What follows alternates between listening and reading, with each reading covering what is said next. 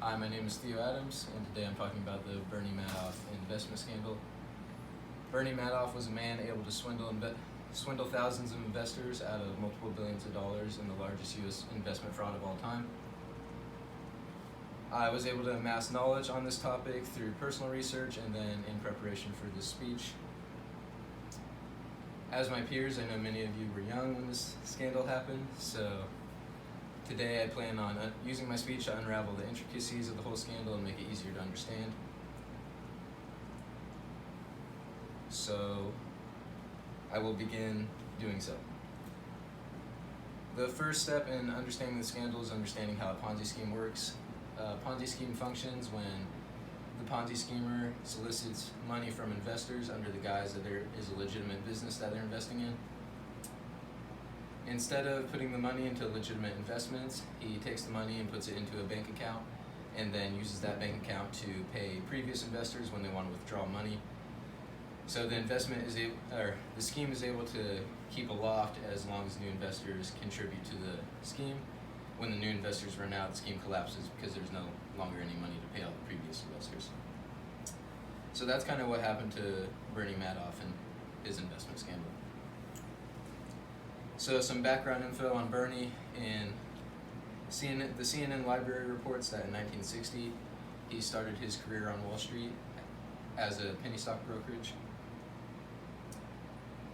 Through success over several decades, he turned this small penny stock brokerage into Bernie Madoff Investment Securities firm, and that firm was able to see much success over the following decades. Year on end, they turned profit, and they were one of the most consistent firms, and so that made them one of the largest market makers on Wall Street.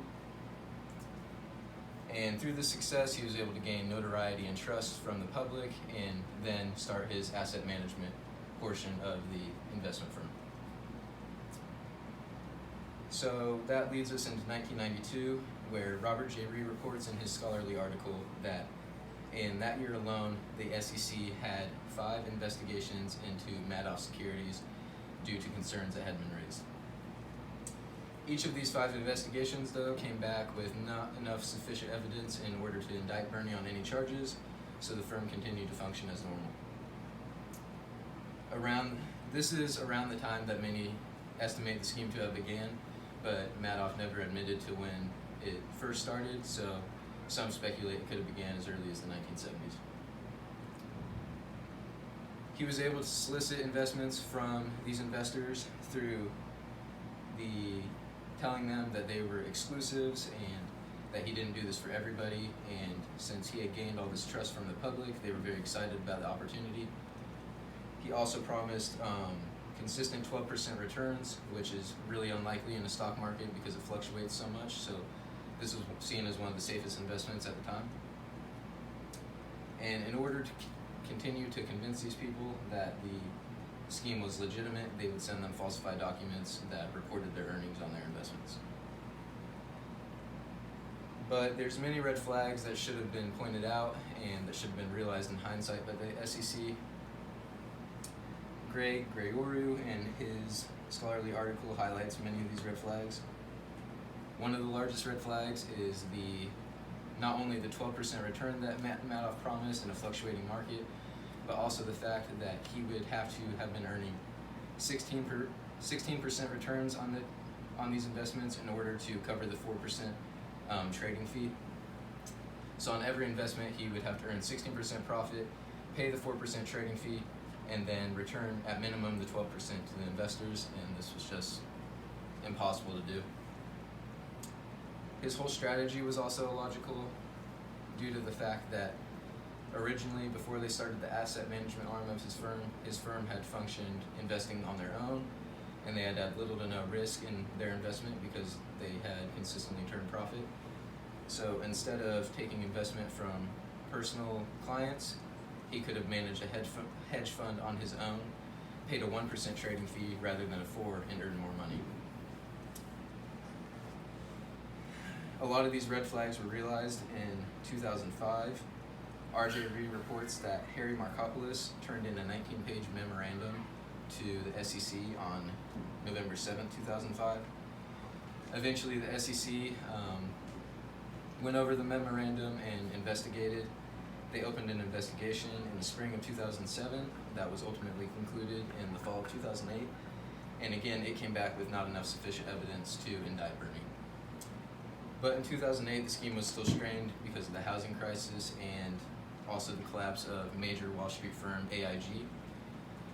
This caused a run on many Wall Street firms. All the investors were wanting to pull their money out through fear that the economy was going to collapse, and Madoff was not immune to this fear. So with no new investors into the scheme and all the current investors wanting to pull their money out, the account was running dry. Bernie Madoff went to several of his most trusted investors and received cash injections from them to keep the scheme aloft. He received cash injections in the hundreds of millions of dollars, and he received $400 million from one client alone. This was able to keep the scheme going for a couple more weeks, but ultimately the scheme was on the verge of collapse. So on December 11, 2008, the CNBC television station reported that Madoff was attempting to redistribute the remaining $192 million in the scheme account to relatives, trusted investors, friends, and employees. They were able to get this information because earlier that day Madoff had been arrested after he had revealed to his sons that the whole asset management arm was actually a Ponzi scheme.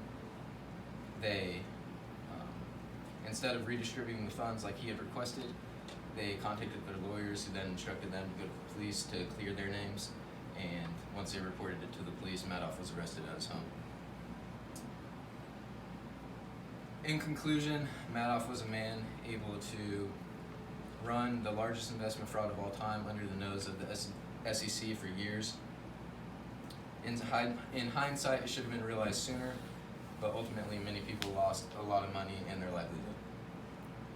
After sentencing and trial was completed on June 29, 2009, the 70-year-old Madoff was sentenced to 150 years in jail. It is estimated, though there are varying reports, that over 16,000 people lost at minimum $17 billion in the investment scandal, and many of these individuals are still feeling these devastating effects to this day. Elderly had to come out of retirement, people lost their homes, and it led some people to commit suicide.